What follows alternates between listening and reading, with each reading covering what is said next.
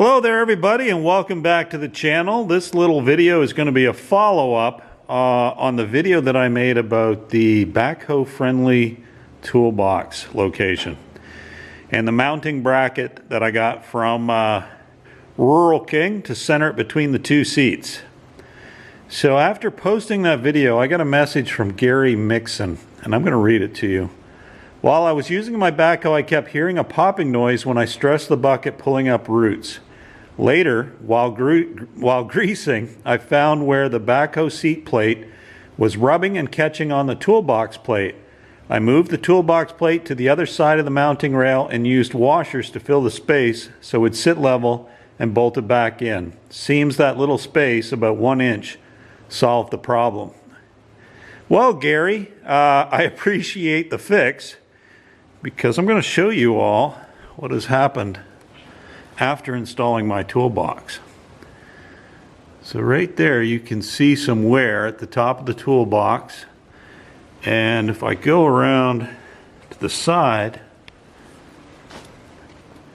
you'll actually see where it's bent, that cross member.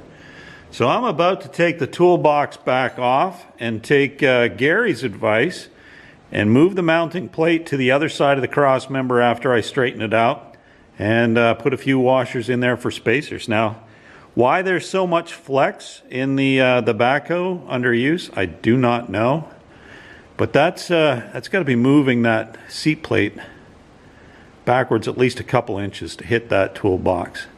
But anyway, I'm going to unbolt this and move it to the other side, fix it up, and I'll check back in before closing this video. But again, Gary, greatly appreciated. It'll probably come in handy not just for myself, but for others as well. So now that I've got the toolbox removed, you can see that bend in that cross member a little bit better than what Gary was talking about, which I experienced. So I think I have a couple choices to try. One is lower the backhoe seat, so I have it all the way up, and that's causing that plate to hit, just clear the, I think it's just clearing the cross member, but now hitting that toolbox bracket. So that's one option. Another option is Gary's suggestion of pushing the toolbox backwards by mounting it to the other side of that cross member. And the third option is maybe trimming this seat plate. So when I lower the seat, it's actually not resting on the back of that plate anyway. So if I trim this plate off about 1 inch, I think that may resolve my issue as well.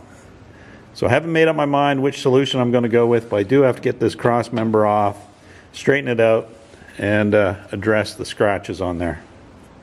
Alright, so the cross member is now relatively straight again, and I've got some primer on it and the toolbox bracket where the seat plate was coming into contact. So once that's dry, I'll put a coat of gloss black on there and be ready for reinstall. Alright everybody, I have gone ahead and straightened out that cross member, touched up the paint on it as well as the bracket for the toolbox. I think I've gone similar to what Gary Mixon said he has done. If I can get in here, I can show you. What I've done is I've flipped this cross member right here backwards and mounted it on the tractor side of the two connection points, and then I've added 3 washers for spacers, and what that's done, it's gained me approximately 5/8 of an inch additional clearance here between the toolbox bracket and the seat. So this is the seat pan here. Now that gives me almost 2 inches of clearance. It's crazy to think that the tractor flexes, or the backhoe flexes, that much under use. But that this plate here was coming back and hitting the toolbox bracket, and that's what resulted in this bending.